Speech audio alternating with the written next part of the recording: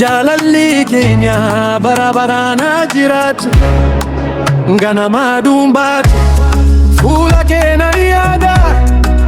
Bishaan laga keessa suura kee nan argu. Karaa dheeraa yoo ta'e miila koo hin daatabu, si bira ga'uuf qofa jireenya koo nan imala. Yoo ati kolfite addunyaan ifataati, yoo ati na ilaaltu onneen koo sirba jalqaba. Siin jiraadha, siin hafuura baafadha, ati jechuun gammachuu onnee koo guutuudha.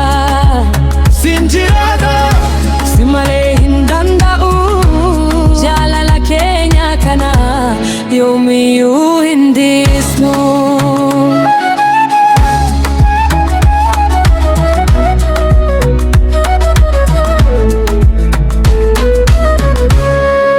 Bubbeen yoo bubbifte maqaa kee naaf fida, urgaan daraaraa yaada kee na kaasa.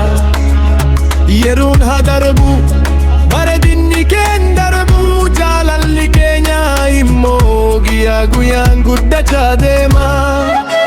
Abjuun koo hundi si waliin guutama, kakuu koo tokko si jallachuun bara bara.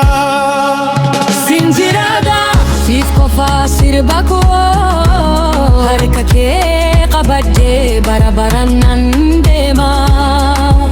Siin jiraadha, ati ifa jireenya koo, jaalalli keenya haa ta'u seenaa hin dhumne.